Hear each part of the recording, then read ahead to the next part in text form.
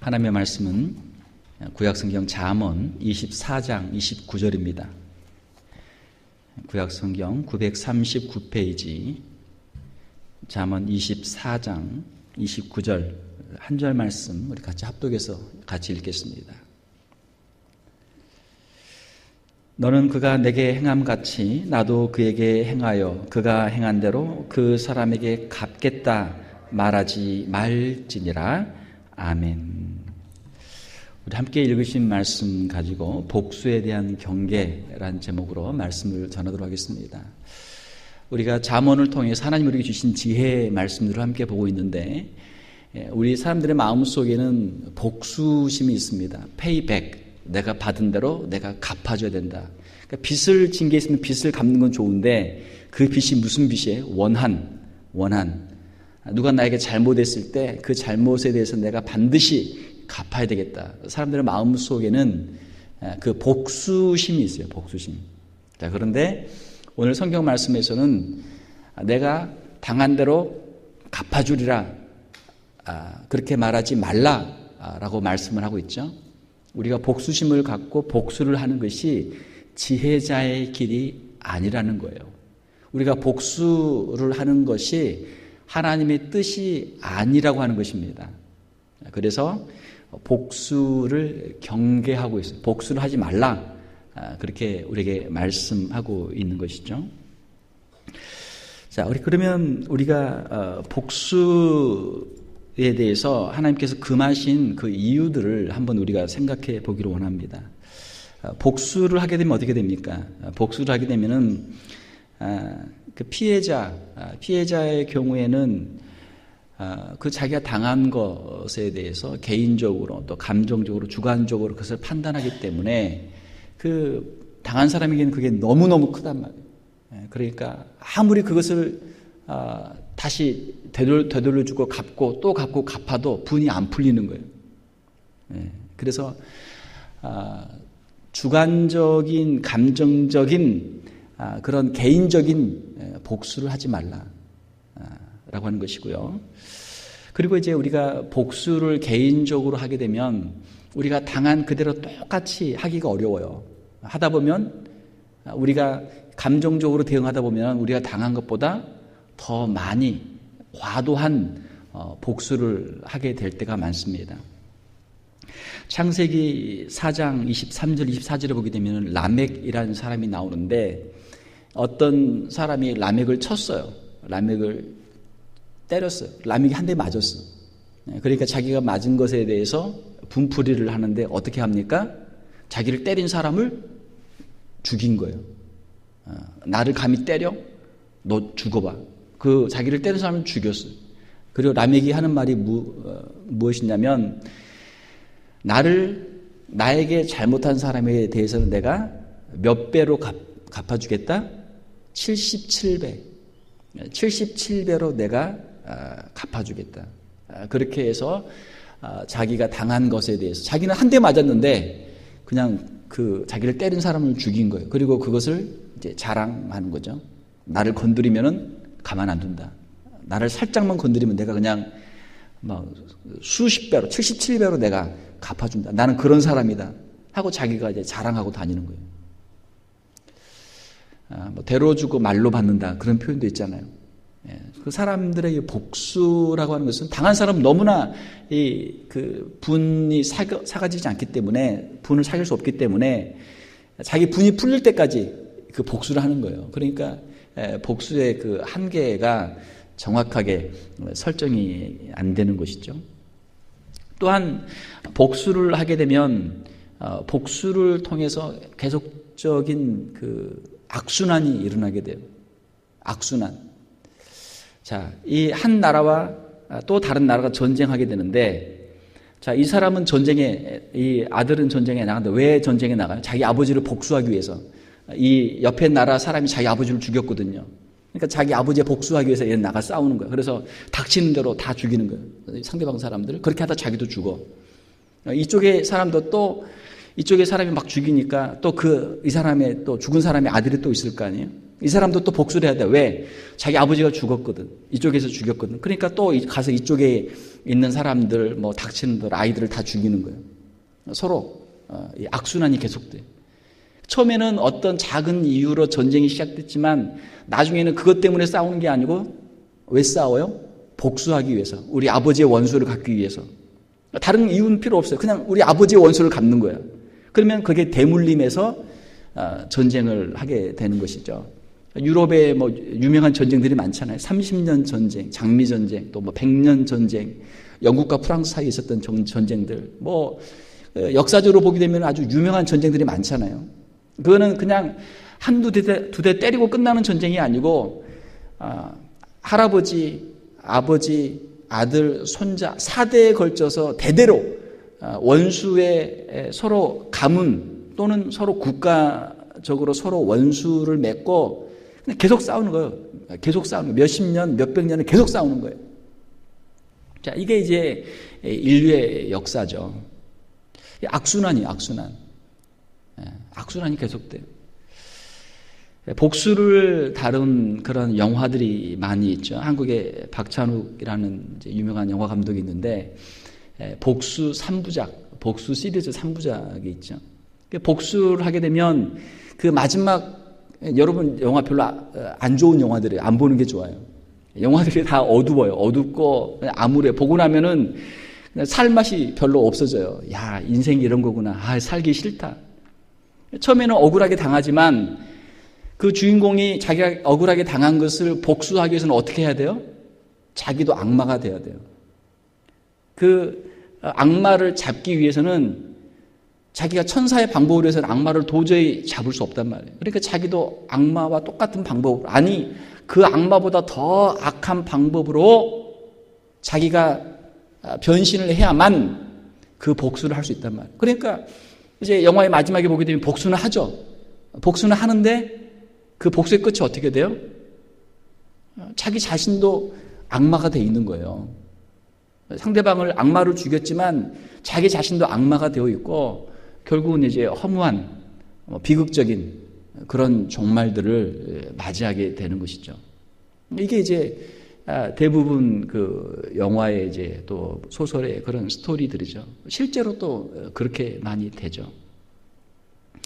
복수하는 과정에서 자신이 망가지고 자신도 오직 복수 하나를 위해서 모든 것을 다 걸었기 때문에 모든 것을 다 희생하기 때문에 자기의 행복도 자기의 희망도 자기의 생명까지도 결국은 다 잃게 되는 그런 비참한 결말들을 우리가 보게 되는 것이죠. 자, 하나님의 말씀에서 우리가 이 개인적인 복수들을 금하고 있습니다. 복수는 인간의 가지고 있는 문제들을 해결할 수 없고 오히려 악순환의 그 문제만 더 재생산하기 때문에 개인적인 복수를 금지하고 있는 것이죠. 자, 그러면 우리가 어떻게 할 것인가? 첫 번째로는 공의를 행하는 공적인 기관들에게 호소하라라고 하는 것이죠. 공적인 기관들이 어디입니까? 재판, 경찰이나 검찰이나 그런 사법기관들에게 공의로운 재판을 호소하라라고 하는 것이죠. 성경에 보게 되면 로마서 13장에 보게 되면 권세자들, 다스리는 자들은 하나님이 세우신 하나님의 종들이다. 하나님의 사역자들이다. 하나님의 대리 통치자들이다. 라고 하는 그런 표현들이 있습니다. 하나님께서 친히 우리를 다스리시기도 하지만 일반적인 방법은 하나님께서 대리자들을 세워서 그들로 하여금 공의로 이 나라를, 사회를 다스리도록 하기 위해서 위정자들을 하나님이 세워주셨다라고 하는 것이죠. 그러므로 그 재판관들에게 공의로운 재판을 호소할 수 있다라고 하는 것이죠. 우리 크리스찬들도 사회법정에 갈 수 있죠. 갈 수 있습니다. 우리가 억울한 일을 당했을 때 법적인 그 정당한 절차를 통해서 우리가 법에 호소할 수 있고 우리가 공의로운 그 재판들을 받을 수 있는 것이죠. 만약에 재판관들이 재판을 어그러지게 굽게 하면 어떻게 됩니까? 대부분은 이제 재판관들이 잘하지만 또 때로는 이제 악한 또 부정한 재판관들이 있기 때문에 그 재판들이 이제 공정하지 못할 때가 있죠. 자, 그때는 어떻게 할 것인가? 그때는 하나님의 궁극적인 심판을 신뢰하라라고 하는 것입니다. 한번 따라서 봅시다. 하나님의 궁극적인 심판을 신뢰하자. 하나님께서 마지막 때 반드시 하나님의 그 공의로운 최후의 심판을 하게 될 줄로 믿습니다. 그것이 우리의 믿음이에요. 지금은 우리가 때로는 억울한 일이 있어도 하나님께서 마지막 때 반드시 갚아 주실 줄로 믿습니다. 그 믿음을 가지고 우리가 살아가는 거예요. 만약 그 믿음이 없다면 우리는 이 세상에서 우리는 정직한 자로 의인으로 설 수가 없는 것이죠. 하나님을 떠나게 되면 그 순간부터 사람들은 그 심령이 부패하고 타락하기 시작해요. 아무리 똑똑한 채 해도 아무리 잘난 채 해도 하나님을 떠나게 되면 그때부터 공허한 마음 속에 세상의 죄악들을 이기적인 마음으로 욕심을 내게 되고 또 그렇지 않다고 할지라도 세상의 이 부정과 죄악들을 보면서 낙심한단 말이에요. 우리 힘으로는 도저히 할 수 없구나. 세상은 이런 거구나 하고 낙심하게 돼요. 절망하게 돼요. 그러면은 더 이상 선을 추구할 수 없단 말이에요. 더 이상 의인으로 살아갈 수 없게 되는 것이죠. 사랑하는 성도 여러분, 여러분들의 심령 가운데 창조주 하나님 또 심판주 하나님을 마음속에 모시고 하나님을 온전히 신뢰하는 믿음으로 끝까지 믿음으로 승리할 수 있기를 주님의 이름으로 축원합니다. 심판주 하나님을 우리가 온전히 신뢰를 해야 돼요. 잠언 20장 22절에도 보게 되면 너는 악을 갚겠다 말하지 말고 여호와를 기다리라. 그가 너를 구원하시리라. 하나님을 기다리라. 하나님을 기다리라. 하나님께서 하나님의 정하신 때 하나님의 방법으로 반드시 하나님의 공의를 이루어 주실 줄로 믿습니다. 우리의 마음속에 어떤 사람에게 해를 당하고 그것을 풀지 못하고 마음속에 분노가 있고 마음속에 이 상처가 있으면 어떻게 돼요? 법으로 해결도 하지 못하고 그 사람을 용서도 하지 못하고 마음속에 그냥 온갖 응어리를 가지고 살아가요. 복수는 하기는 해야 되는데 힘이 없어 복수는 못하고 그냥 마음속에 그걸 가지고 그냥 살아가는 거예요. 얼마나 가슴이 답답해요. 얼마나 답답해요. 자기 속으로 병이 드는 거예요. 자기 속으로. 이거를 법에 호소를 해서 문제를 해결하든지 이걸 하나님께 맡기든지 해야 되는데 법으로도 해결도 못하고 하나님께 온전히 맡기지도 못하고 그걸 가지고 그냥 평생 그냥 가슴을 치면서 살아가는 거예요. 누구만 손해요? 자기만 손해요. 자기만 손해. 죄 지은 놈은 그냥 발 뻗고 편하게 사는데 이 억울하게 당한 사람만 그거 가지고 그냥 가슴 아프고 가슴 치면서 평생 살아간단 말이에요. 법에다가 호소하고 법에도 호소하고 법으로 대응을 하고 그리고 그 다음에는 하나님께 맡기면 돼요. 하나님께 맡기면 돼. 하나님께서 반드시 여러분의 그 한을 여러분들의 억울함을 하나님께서 풀어주실 줄로 믿습니다.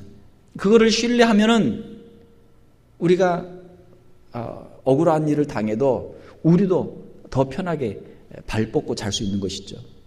하나님께서 갚아주시리라는 믿음이 있기 때문에 우리는 편안한 잠을 잘 수 있게 되는 것이죠. 하나님께 맡기라라는 것입니다. 로마서 12장 17절 이하에 보게 되면 아무에게도 악을 악으로 갚지 말고 모든 사람 앞에서 선한 일을 도모하라. 하나님께 맡기고 우리는 선을 추구하라. 할 수 있거든 너희로서는 모든 사람과 더불어 화목하라. 내 사랑하는 자들아 너희가 친히 원수를 갚지 말고 하나님의 진노하심에 맡기라. 여기서 원수를 갚는다는 것은 그 사람이 나한테 행한 대로 그 이상의 보복을 하겠다라고 하는 마음들이죠. 그렇게 하지 말고 하나님께 맡기라는 거예요. 기록되었을 때 원수 갚는 것이 내게 있으니 내가 갚으리라고 주께서 말씀하시니라. 내 원수가 줄이거든 먹이고 목마르거든 마시게 하라. 그리함으로 내가 숯불을 그 머리에 쌓아 놓으리라. 악에게 지지 말고 선으로 악을 이기라. 로마서 12장에 있는 말씀입니다. 이 말씀은 잠언 25장 21절 이하에 있는 말씀을 신약에서 인용한 말씀이에요. 사랑하는 성도 여러분, 개인적인 복수를 하지 말고 공적인 기관에 합법적인 기관에 맡기고 그리고 하나님께 맡기면 돼요. 하나님께 맡기면 돼. 그리고 할 수만 있으면 우리가 선을 악으로 이길 수 있는, 그 사람은 나에게 악을 행했지만 나는 그 사람에게 오히려 선을 베풀어서 선을 악으로 악을 선으로 이길 수 있는 성도들이 될 수 있기를 주님의 이름으로 축원합니다. 세상의 정의라고 하는 것은 악을 악으로 갚는 것이죠. 악을 1대1로 해서 공의로 그대로 갚는 것을 세상적인 정의다, 그렇게 이야기를 하죠. 공자는 논어에서 이야기하기를 이직보원 이덕보덕이라. 원수는 원망은 똑같이 그대로 갚고 덕은 또 똑같이 덕으로 갚으라. 그게 세상적인 저스티스, 정의죠. 유대교회에서도 동해보복법, 그 렉스 탈리오니스라고 하는 것을 이야기하죠. 라틴어로 렉스는 법이라는 것이고, 렉스 탈리오니스. 눈에는 눈으로, 이에는 이로, 손에는 손으로, 발에는 발로. 어떤 사람이 눈을 다치게 했으면 그 사람이 눈을 다치게 하고, 어떤 사람이 또 이를 다치게 했으면 똑같이 그 이를 똑같이 다치게 하고, 어떤 사람이 손을 다치게 했으면 똑같이 손을 다치게, 발을 다치게 했으면 발을 똑같이. 동해 똑같이 그대로 보복하는 법이 렉스 탈리오니스예요. 레위기 24장 20절, 신명기 19장 21절에 있습니다. 눈에는 눈으로, 이에는 이로. 자, 그런데 이 동해보복법이라고 하는 율법에 나와 있는 법은 사실은 사람들의 마음속에 있는 분노, 사람들의 마음속에 있는 보복의 마음들을 절제시키는 거예요. 절제시키는 거예요. 지금 팔레스타인에서 이스라엘하고 뭐 또 그 주변에 있는 사람들하고 계속 그 갈등이 있잖아요. 그런데 이스라엘 같은 경우 보면은 어떤 피해가 있으면은 그보다 몇 배로 더 갚더라고요. 똑같이 하는 게 아니고 몇 배로 더 갚아요. 그러니까 사람들의 마음속에는 이 복수심은 똑같이 당했을 때 똑같이 갚아도 그게 자기의 마음에 풀리지가 않는 거예요. 그래서 몇 배로 갚아요. 몇 배로. 작으면 몇 배, 많으면 몇십 배로 갚아요. 몇십 배로. 그래서 과도한 보복을 금지하는 것이 사실은 율법에 있는 동해 보복법입니다. 과도한 보복을 금지시키는 거예요. 그 이상, 자기가 당한 대로 이상은 보복하지 말라라고 하는 것이죠. 자, 그런데 우리 기독교는 이런 단순한 동해 보복법으로 그치지 않고 더 고차원적인 윤리를 우리에게 가르치죠. 그것은 바로 원수를 사랑하라라고 하는 말씀입니다. 원수를 사랑하라. 원수를 사랑하라. 누가 말씀하셨어요? 예수님이 말씀하셨죠. 예수님이 말씀하셨지만 사실은 이미 구약에도 다 있는 말씀이에요. 레위기 19장 18절에 보게 되면 원수를 갚지 말며 동포를 원망하지 말며 내 이웃 사랑하기를 내 자신과 같이 사랑하라. 이미 레위기 19장에 다 기록이 되어 있어요. 원수를 갚지 말라는 거예요. 그리고 이웃 사랑하기를 내 자신과 같이 사랑하라. 우리 주님이 마태복음 5장 43절, 44절에서 말씀하시기를 내 이웃을 사랑하고 내 원수를 미워하라 하였다는 것을 너희가 들었으나, 내 이웃을 사랑하고 내 원수를 미워하라. 이것은 성경에 있는 말씀보다는 유대인들이, 랍비들이 가르친 그런 말씀이죠. 그런 말이죠. 나는 너희에게 이르노니, 한번 따라서 봅시다. 너희 원수를 사랑하며 너희를 박해하는 자를 위하여 기도하라. 이것이 우리 주님의 말씀인 줄 믿습니다. 한번 여러분 깊이 묵상해 보세요. 너희 원수를 사랑하며 너희를 박해하는 자를 위하여 기도하라. 이것이 주님의 마음이에요. 이것이 복음이죠. 이것이 기독교의 가르침의 핵심이죠. 이것이 복음이에요. 복음. 자, 아담을 생각해 보면 어때요? 아담이 범죄한 이후에 아담의 죄로 말미암아 그 후손들이 죄의 영향을 계속 받고 있어요. 아담 때문에 가인이 죄를 짓게 되고, 또 그 후손들이 계속해서 오고 오는 후손들이 죄성을 가지고 죄를 지어요. 내가 누군가에게 고통을 당해요. 다른 사람의 잘못으로 내가 고통을 당해. 그리고 그 고통을 내가 안고 살면서 그 고통이 증폭이 되고 내가 다른 사람에게 그 고통을 또 나눠요. 2배, 3배로 또 나눠. 자, 이게 사람들의 사는 모습이에요. 그러니까 고통이 없는 사람이 없고 상처가 없는 사람이 없고 아픔이 없는 사람이 없고 죄가 없는 사람이 없어요. 겉으로 볼 때는 다 멀쩡해요. 그러나 그의 속을 보게 되면 다른 사람들이 알 수 없는 인생의 상처들로 아픔들로 다 있어요. 그게 인간이에요. 자, 그 문제가 어떻게 해결됩니까? 스스로 해결 못해요. 스스로 해결 못해요. 오직 예수 그리스도의 십자가의 은혜로만 이 문제가 해결되는 줄 믿습니다. 이것이 복음이에요. 예수님이 그래서 오신 거예요. 예수님이 오셔서 저와 여러분 안에 있는 이 죄의 문제를 십자가에서 대신 담당해 주시고 해결해 주신 줄 믿습니다. 이것이 은혜죠. 이것이 십자가의 은혜죠. 크리스찬은 누굽니까? 크리스찬은 예수 그리스도의 십자가의 은혜를 체험한 사람들이 크리스찬이에요. 자, 그러면 이제는 어떻게 살 것인가? 예수 그리스도의 은혜에 감사하면서 그 은혜를 증거하면서 은혜를 베풀면서 살아가는 것이 그리스도인의 삶이죠. 예수님께서 우리의 죄를 대속해 주시고 용서해 주신 것처럼 이제는 우리도 다른 사람을 용서하며 사는 것이 그리스도인의 삶이죠. 그리스도의 삶의 핵심이에요. 물론 우리가 억울한 일을 당했을 때 법정에 가서 사회법정에 가서 재판할 수 있습니다. 할 수 있어요. 그러나 거기서 한 단계 더 나가서 하나님의 은혜로 우리가 원수를 용서하고 원수를 사랑하고 또 그들을 위해서 기도할 수 있는 것, 이것이 그리스도인들의 진정한 능력이 되는 것이죠. 세상이 공의로운 정의로운 사회만 돼도 살만할 거예요. 죄를 지은 사람은 그 죄를 지은 만큼 꼭 벌을 받고 사람들이 그 형벌이 무서워서라도 죄를 짓지 않고 또 억울한 일을 당한 사람이 법정에 호소할 때 법이 바르게 집행이 돼서 그 억울함을 풀어주고 공의로만 해도 정의로운 사회만 돼도 살만한 세상이 될 거예요.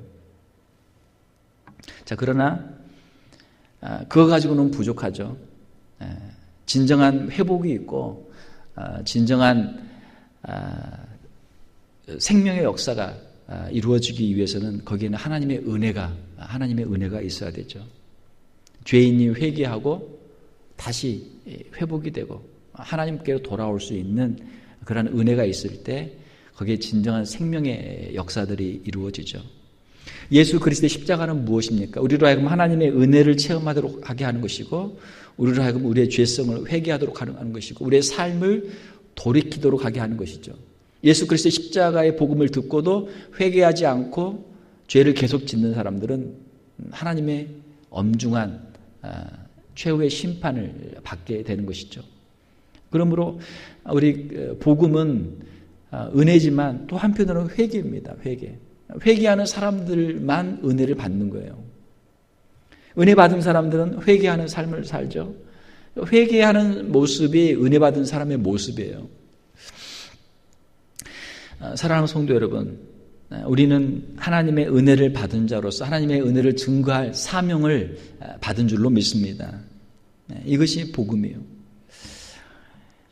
우리가 우리의 마음 속에 여러 가지 복수에 대한 그런 마음이 들 때 하나님의 은혜로 우리가 보복하는 마음들을 내려놓고 하나님의 은혜로 우리가 승리할 수 있기를 원합니다. 보복을 찾는 자는, 보복하기를 원하는 자는 하나님의 은혜를 잊어버리기가 쉬워요. 하나님께 맡기는 것, 이것이 믿음이고 악을 선으로 이기는 길이죠. 회개하지 않고 계속해서 사회의 질서를 어지럽히고 또 다른 범죄를 일으킬 가능성이 있는 사람들이 있죠. 그런 사람들은 공공기관에 그 제재를 받고 그 벌을 당연히 받아야 되죠. 당연히 받아야 되죠. 그러나 회개하는 사람들에게는 하나님의 은혜를 체험하게 하고 그들에게는 또 다른 삶의 기회를 주는 것도 하나님의 은혜죠. 자, 오늘 말씀을 맺도록 하겠습니다. 복수에 대한 경계. 우리의 마음속에 있는 원수를 갚겠다는 생각들을 내려놓는 것, 이것이 지혜다라고 하는 것이죠. 공공기관에 정의로운 심판에 이것을 맡기고 하나님의 궁극적인 심판에 이것을 맡기고 또 우리가 할 수만 있으면 원수를 갚지 말고 원수를 사랑하며 그를 위해 기도할 수 있는 우리 성도들, 하나님의 은혜 가운데 사는 성도들, 하나님의 은혜를 증거할 수 있는 성도들이 다 될 수 있기를 주님의 이름으로 축원합니다.